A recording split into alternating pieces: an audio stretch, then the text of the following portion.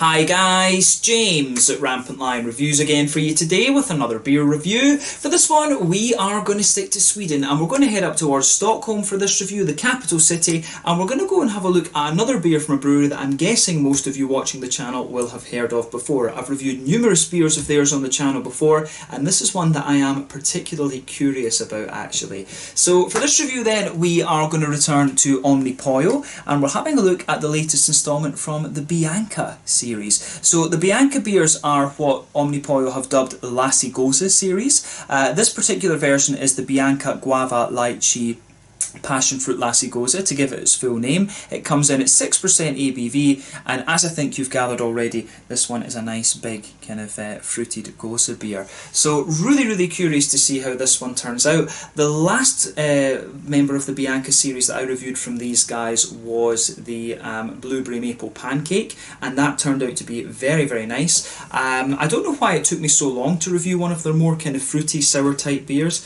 but I think the last one with the blueberries just kind of caught my eye, and I guess I was just very curious, and it turned out to be very nice, and that was the main motivation behind me going for this one as well. So this beer was released here in Sweden as part of the Tillfälligt temporary assortment in Systembolaget. The date for release was the 29th of September 2020, and this beer was a little bit pricey actually. It came in at 110 Swedish kroner, so that translates to roughly 11 euros, I guess about 10 British pounds, and then maybe about 12 US dollars for those of you watching in different places across the world. So yeah, a little bit of a pricey beer, this one. It is a 50 centilitre can, 500 millilitres, so it is a little bit bigger than the standard 440s that you can get, but you know, even so, this one is a little bit of a pricey beer, but you know, it was one of these things where I was just like, you know what, bugger it, let's just have a go at it. And the last one, as I said, that I had from the Bianca series was very nice. So fingers crossed this one continues in the same vein as the last Bianca that I had,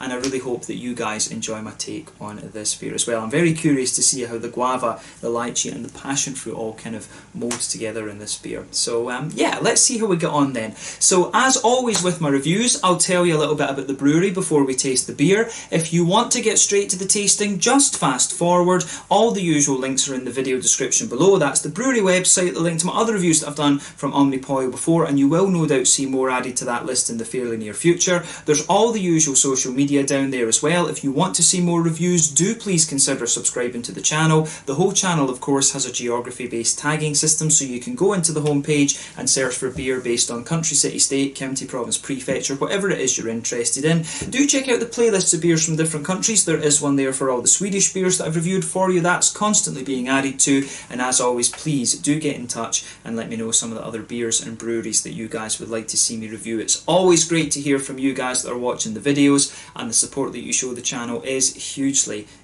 appreciated. So anyway, to tell you a little bit about Omnipollo once again then, on to my brewery notes. So Omnipollo, as I've told you before, was founded back in 2011 by Henok Fenty, who's a long-term home brewer, and Carl Grandin, who is a clothing designer. So the two met, and they actually just started chatting about the beer scene in Sweden, and they decided that they wanted to start a brewery because they felt that the whole craft beer scene was very kind of insular and introverted. So they said that they wanted to kind of reinvigorate the craft beer scene both from a kind of stylistic sense and from a gastronomic sense. So they felt that the partnership between a home brewer and a clothing designer was really quite logical, and that's the main reason why you get such random beers, I guess, from Omnipollo. These guys are very well known for using flavour essence and putting adjuncts and stuff in their beers, and you know, the artwork is very unique as well, and that's Carl Grandin's area of expertise. But the name Omnipollo is derived from omnipotent chicken, so Omnipollo, pollo of course being the Spanish word for chicken,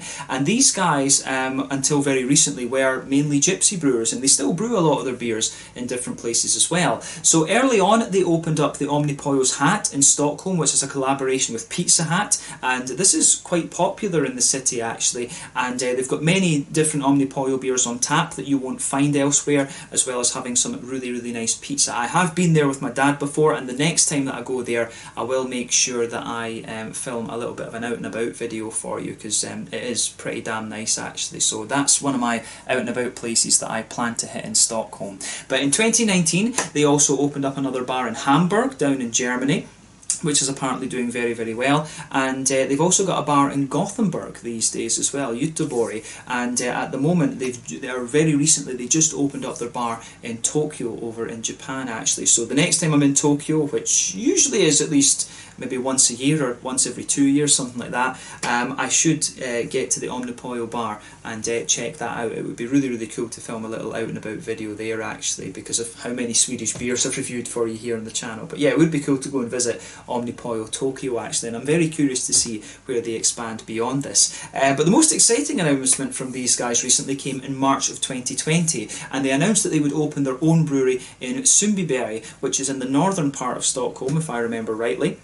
And they basically took over the brewery that had been previously run by Sundbyberg Köksbryggeri. So this is an old church, and there's a lot of space in there. Apparently the current brewing capacity that they have there is around 100,000 litres per year, but they're gradually going to scale this up to around 600,000 litres of beer per year, and from there they should be able to produce the majority of their own beers, actually, which will be quite exciting. So as of October 2020, when I'm filming this review for you, these guys have produced around 320 different beers so far, according to Untappd, and I'm not sure if I have actually had any from the brewery that they have now in Stockholm. So yeah, fingers crossed those make their way out very soon. I think the whole COVID-19 situation has thrown a few things off, actually, but yeah, hopefully by the end of the year or early next year it kind of levels itself out and everything sort of starts to return to normal, to be honest. Fingers crossed that's what happens. But yeah, these guys, as I say, they started off as a gypsy brewery. They now have their own brewery in Stockholm, which is where they were based primarily. Yeah, these guys, probably one of the best known Swedish craft breweries these days, and they are one that I would highly recommend that you check out if you get the chance. My favourite beers that I've had from these guys probably, or the ones that I would recommend you try, would be Fata Morgana, which is their kind of New England IPA. The Nebuchadnezzar is a beautiful West Coast double IPA, and then you've got things like this, the Bianca, the Lasse, Gose. They're more experimental beers, are very, very interesting as well. But for me, some of the Imperial Stouts, the Noah is great, the Yellow Belly was always a good one. And I'm forgetting some of the names of some of the other ones, actually. But yeah, there's some really, really great Imperial Stouts from Omnipollo. These guys became very well known for those big cakey Imperial Stouts that they did, but then you've got Nebuchadnezzar and the Fata Morgana, which are very, very good IPAs as well. So these guys are very good when it comes to mucking around with the flavours and putting the adjuncts and flavour essences in the beer, but they're also very good when it comes to the kind of purist end of the brewing spectrum as well. But yeah, as I say, that's all I can really tell you about Omnipollo Brewery for the moment. If you want to learn a little bit more, you can check out the brewery website. You can follow them on Facebook and Instagram to keep up to date with all the latest goings on. The Gothenburg, Tokyo and Hamburg bars all have their own feeds that you can check out. You can go and check out the different Instagrams and Facebooks for those as well. And of course you can check out the Rate Beer, Untappd and Beer Advocate pages to learn more about all of the different beers that these guys have done. So yeah, that's all I have to say about Omnipollo. Let's get on to the actual tasting of this beer then. So as I said to you, this one is a 6% fruited Gose. This is a big half-litre can, so it is a little bit of a monster. 110 Swedish kronor, so a little bit pricey, as I said. But yeah, the artwork on this one is pretty similar to what we had with the last member of the Bianca series, but the blueberry maple pancake had a brown background instead of this kind of pink flesh coloured one, actually. But yeah, it comes in at 6% ABV, so without further ado, let's get this guy out and we will get on with the tasting. I'm very curious to see what this beer has in store for us, because this will be quite different in its profile from the last one, and you can see that just in the colour already. I think that'll do us for the moment. I think we've got about beer sitting about there. There's about 2/3 of it out of the can, actually. But yeah, this looks very, very nice, I have to say, but very different from the last one. The last one was a very kind of you know, a very, very kind of very dark maroon colour, actually. But yeah, this one almost just looks a little bit like a kind of murky New England IPA in a sense. So as you can see, this beer is poured a very, very dark kind of really dark and rich kind of yellow colour. I guess it'll be the passion fruit that's given it that colour, Guava Lychees. Because guava, if I remember right, is slightly more kind of greeny and yellow, but the passion fruit, I guess, is probably the one that's giving it that kind of dark colour. And lychee is a more kind of pinkish colour from what I remember. But yeah, this one, in terms of its colour, it looks like a very kind of mixed tropical fruit juice. You can see if I put my fingers behind the glass there, this one is hazy. You know, hazy as buggery, I guess we could say. But yeah, you could see when we poured this beer, there was about a quarter finger of a frothy white head. That has just faded away to be a very, very thin foamy layer. There's one or two big bubbles sticking towards the side of the glass, a few little ones going up towards that surface there, and there are just a few kind of wispy layers here on the top of the top of the head of the beer. But it looks it does look very, very nice, I have to say. I like how this beer appears, but as I say, very, very different from the blueberry maple pancake version of the Bianca, but certainly looks very nice. Doesn't look too different from, you know, a fruited New England IPA or something like that. It looks quite similar to, for example, the Mango Fever that I had before, or Passion Fever that I had from Brewski in Helsingborg here in Skåne many moons ago. But yeah, nice looking beer, this one. This is kind of what you would expect from a fruited Gose. So yeah, let's have a closer look at the aroma and just and see how we get on with this one. Really curious about this. Oh yeah, straight away with this one, the mango jumps straight out at you. I think that this one does have a little bit of sharp edge to the fruitiness, and it's the mango that really jumps out at you straight away. It's the thing that has the slightly more sour character. So I'm curious to see what the sourness in this one is like, because it was a very juicy and kind of creamy sourness that was in the last Bianca from what I remember. But yeah, lovely big kind of bright juicy mango coming out of this one. You do have a bit of a slightly stronger passion fruit kind of sitting underneath, but I think it's the mango that really gives the beer both the juiciness and the kind of sharp edge that it has. But I would say the sharpness isn't too puckering on this one. It's just got a nice little bit of citrusy sharpness in the kind of front of the nose, so I do like that. Underneath that you can get a little bit of the lychee, but I think the lychee is a very subtle fruit. You know, you really have to take the aroma in quite deeply to get that kind of juicy lychee type note out of the beer, and it comes out kind of towards the front of the nose. Yeah, the lychee is just kind of giving you that sort of underlining kind of almost slightly berryish, juicy berry, almost figgy type quality to the beer.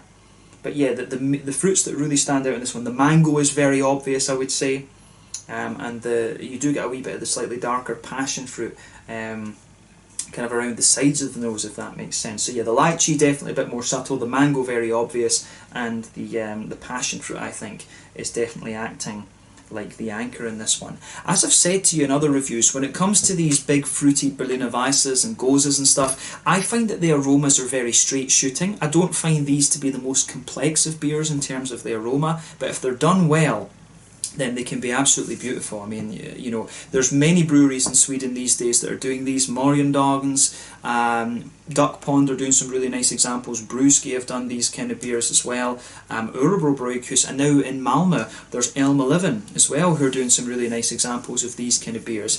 You know, I've always found these kind of fruity Berliner Weisses and Goses very straightforward, but if they are done well, they can be very, very nice. And this one strikes me as if it's going to be that. I don't find this one as complex as the blueberry maple pancake was, right enough. I think this one is just a more kind of straight up fruited version without the flavour essence, to be honest. But what I think Omnipollo used to do was put the fruit in and then just put a little bit of fruit essence, flavour essence in, just to make the fruit a little bit more rounded and almost candied in a way. I think that's what Omnipollo used to do, but don't quote me on that, I can't say for certain. They are quite secretive with their recipes, understandably. But yeah, lovely big kind of juicy fruitiness in there. You can tell from the aroma there is kind of pure fruit in this one, which is great. But behind that though, beyond the fruity side of things, you can smell there's a lovely big almost yogurty character to this beer. The lactose that this one has is very obvious as well, so you get that lovely big kind of vanilla type yogurty petit filou type thing in there. That forms the backbone of the beer. There is a good little bit of oaty creaminess. You can pick up a wee bit of a kind of wheaty quality to this one as well. There's definitely a bit of a kind of thick wheaty white bready kind of note in there. So yeah, that really covers the malt base, to be honest. A bit of a white wheaty bready note towards the back of the nose. Further forward in the nose you've got a bit more of an oaty creaminess, and that lactosey almost yogurty type vibe to the beer. You could be forgiven for thinking there's a little bit of a grassy character to this one, but usually with these big fruity Goses Berliner a lot of the breweries don't add hops to these, even though the traditional German ones did have a little bit of either older hop, a little bit of older Hallertau or Tettnanger in them. But yeah, you do get a little bit of a grassy vibe from this one sitting underneath the fruit. But yeah, as I said to you, the aroma for me in this one is very, very straight shooting.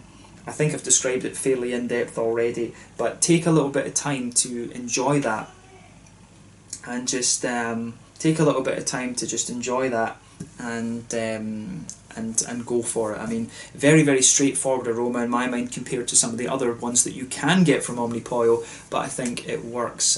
It works really quite well. So yeah, enjoy that, but we're going to have a taste of this beer now and see how we get on. So this one is the Bianca Guava Lychee Passionfruit Lasse Gose, coming in at 6% ABV from Omnipollo. Kind of half gypsy, kind of half proper brewery now, I guess you could say, from Stockholm here in Sweden. Let's get stuck into this one. Slanja Skål.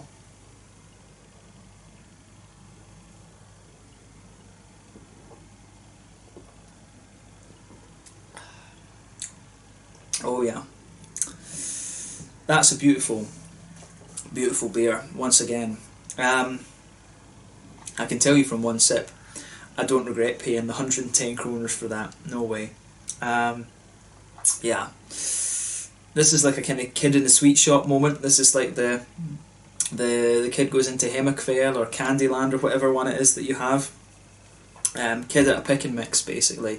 This is a lovely beer actually. This obviously it's different in its flavour profile from the last one that we had, but it's equally as good. It is equally as good. You know, it really, if you were trying to choose between these two, it really just depends on whether you prefer a more kind of bright tropical fruit sort of thing, or whether you prefer a more berryish sour. And to be honest, you know, I would probably lean towards the more berry side of things, just because of the desserts and stuff that I've grown up with back in Scotland. But this is beautiful. I really like this. The more tropical sours have been growing on me in recent times, and this is a really, really solid example of it actually. So once again, massive thumbs up to Omnipollo for this. They've pulled off an absolutely solid beer here.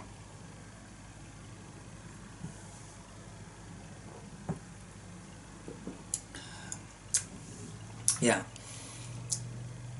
this is really, really lovely.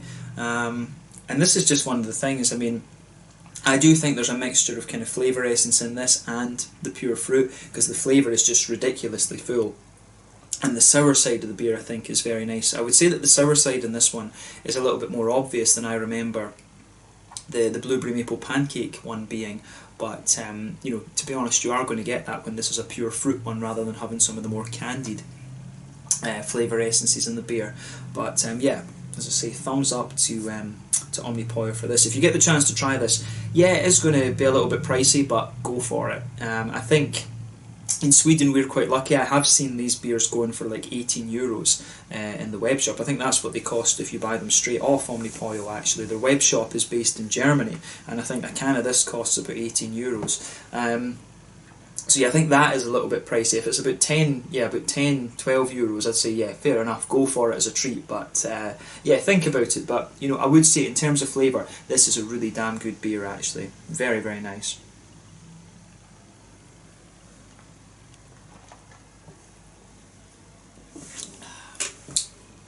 So yeah, where to start with this? Again, like I was saying from the aroma, this is a very straight shooting beer in my mind, but it's just the flavours go together exceptionally well. It's not doing anything surprising for the style, for the fruited Gose, but again, it's just beautiful. It really is. So straight away with this beer, you can feel a little bit of that kind of bready, white, you know, that white bready kind of malty quality. That blankets the middle of your palate there. The wheaty notes that you get out of this beer are very, very smooth, but I suspect that that's the lactose kind of sitting on top of that. The oats are really giving this beer like a massive, massive kind of creaminess, so you get a lovely big kind of, on top of that white bready note, there's a lot of oaty creaminess there, just smoothing out, and I think the lactose does that even more.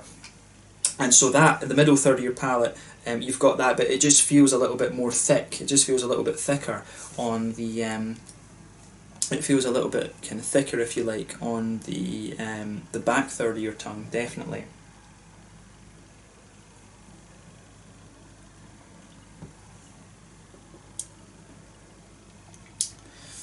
Yeah, I would say that about this, that the whole vibe that you get out of this beer is definitely a little bit thicker on the back third of your tongue. But what you will notice is that in the middle of your palate, it really develops that nice big kind of yogurty, petit filou type character there. It's like a nice kind of mango apricot-y type yogurt. But yeah, that's the lactose. This beer is very layered. A little bit of light bread, kind of the wheaty notes in there. The oaty creaminess just smoothens the whole thing out, and then the lactose sits on top of that and makes it even more smooth and gives you that big kind of lactosey impression. But in the middle of your palate, that's where you get the really lactosey, kind of yogurty type vibe out of this beer, and that pushes all the way forward into the kind of front third of your tongue as well, which is very, very interesting. And as you go further and further into the aftertaste, the fruity side of the beer starts to subside a little bit. Although in fairness, you do get a little bit of the sharpness, you do get a little touch of the sharpness remaining there. But yeah, you do. It is quite nice how that, how all of that goes together. The malty side of this beer is very, very nice actually. But yeah, there's not much more to report about it than that. Like I said, straight shooting beer, but the way that all the flavours go together is just brilliant, really lovely.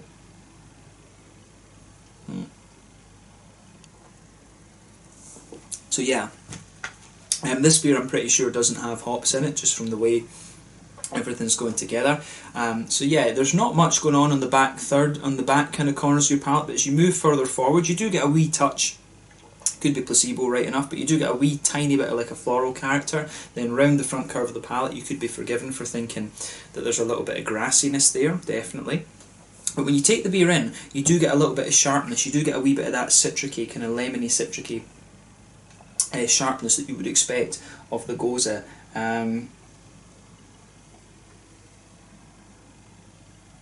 You do start to notice in this one, there is a wee bit of the saltiness there. You can pick up a bit of the saltiness in the kind of at the front side of the middle third of your palate and towards the back of the front third of your palate. You do notice a little bit of the saltiness there, which is what you expect of the Gose. You do get that out of this one, and that's definitely a bit more obvious in this one than it was in the blueberry maple pancake, in my opinion, for sure. But yeah, when you take this beer in, you get a nice bit of sharpness out of it.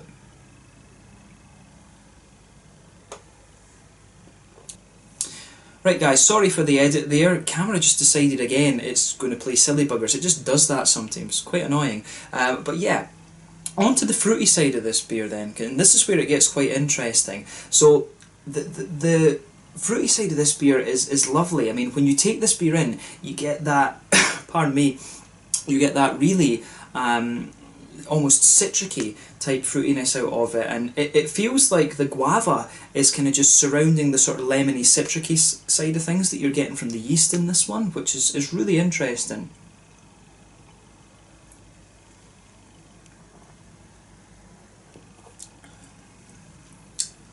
So yeah, when you take this beer in, as I say, you get a good little bit of sharpness out of it, but the guava really kind of takes over and just sort of covers it up really nicely, and then the whole kind of front part of your tongue just juices out really nicely.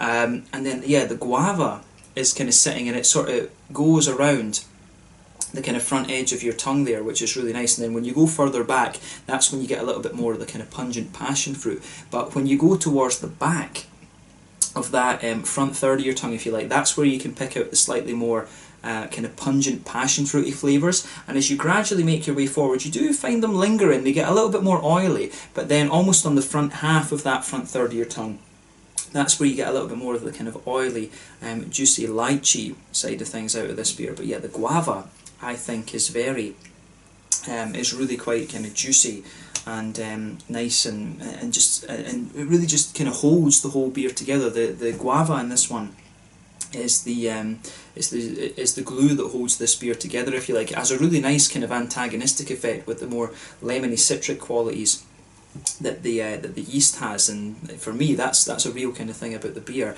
It actually, as I think in the aroma I was talking about it smelling like like mango, to be honest with you, and to be fair, it does. It really, the guava for me really comes across as quite a similar aroma to mango, and it's only when I took a quick glance at the can that I'm remembering, no, it's guava, it's not mango. But yeah, the guava that you get in this beer is really quite nice actually, and it's a fruit that I'm not overly used to, I have to say. And if I was blind tasting it, I've obviously made the mistake earlier with the in the aroma, but yeah, if I was blind tasting this, I probably would think it was mango. I probably wouldn't pick up the lychee either.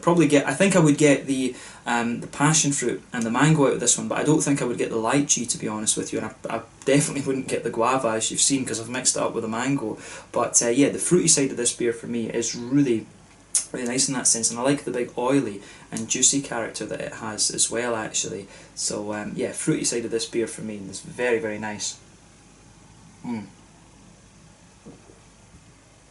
it complements everything as well. That big oily character that it has really kind of suits the kind of big creaminess that the rest of the beer has too, which is really, really nice too. But yeah, in terms of the mouthfeel, then let's put the last of the beer in the glass, because this is one I'm just going to sip on this for sure. This is really quite nice. But in terms of the mouthfeel, I think it is fair to say that this beer is pretty damn full-bodied. Look at the colour of the head on that. You can see the head is now very kind of fruity. This again is how you know that fruit has been added into the brew there. Look at that lovely kind of yellowy, orangey tint that the beer has. The head has actually. Beautiful stuff. Yeah, lovely. But yeah, in terms of the mouthfeel, this is definitely a full-bodied beer. There's no doubt in my mind about that.